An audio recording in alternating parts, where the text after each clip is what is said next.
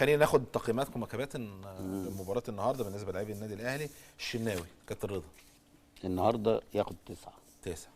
كابتن ابو الدهب 9 فاروق. طيب محمد هاني 7. 7. 7. متولي 3. 7. محمد عبد المنعم 9. ونجم المباراه لا اديله 10 من 10 النهارده. تمام. على الجون. علي معلول يا كابتن ياخد 5. 7 فاروق. ديانج 3. 6. سوليه 3. 6. مروان عطيه 3. 5. 5. بيرستاو 7. 6 فاروق. حسين الشحات 8. 8. محمد شريف ما 2. قلتش كهربا. كهربا. طب كهربا 3. كهربا 3. لا 2 يا فاروق. 2.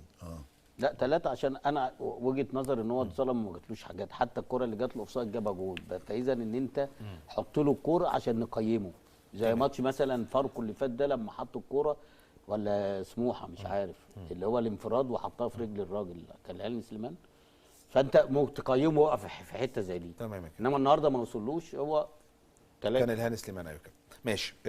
محمد شريف 2. 3. حمدي فتحي 8. 8. 9 فاروق. خالد عبد الفتاح 1. لا لم يختبر. ماشي. كولر يا كابتن تديله النهارده كام من 10؟ ماليش. ما بتحبش تديله انت ارقام طالما مش مقتنع مش هديله. ليه؟ انا مش مقتنع بيه. انت عارف يا كابتن من بعد مباراه صن داونز الاهلي ما دخلش فيه غير هدف واحد بس. هو لاعب مين؟ لاعب فرق كتير. طيب ماشي، ما لعبش حد برضه. يعني الراجل ده نجح ان هو حتى يحسن اي مشاكل. 7 ماتشات تقريبا. حسن ايه حد بيروح لك؟ ده الاهلي في كل ماتشاته. بيراميدز اللي انت بتقول ان هو افضل من الرجاء. يا جدع ماشي افضل من الرجاء، بس ما انت عندك مصيبه سوداء واقفه في المرمى. ما هو الاثنين كانوا وحشين جدا، انت زيهم ما بتفرقش غير في الجون اللي خرج فيه. طب انا هقول لك حاجه بس ما اعرفش بقى هتحبها ولا لا، ان الاهلي كسمه من سمات الفرق الكبيره قدر يلم نفسه في فرق تانية الامور بالنسبه لها بتنهار. يلم نفسه ده النادي الاهلي يابا. اه وهي انا 5 عادي اقلب وهلعب، ده انا النادي الاهلي.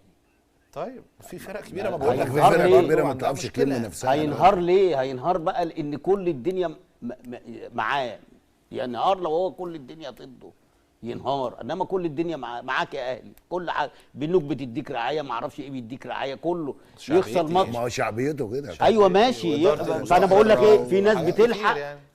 في ناس بتلحق وتلم. طب ما ماشي الرعاة بيروح على الناجح ولا الفاشل كده؟ ايه؟ الرعاة لما بيختاروا فاشل ولا ناجح؟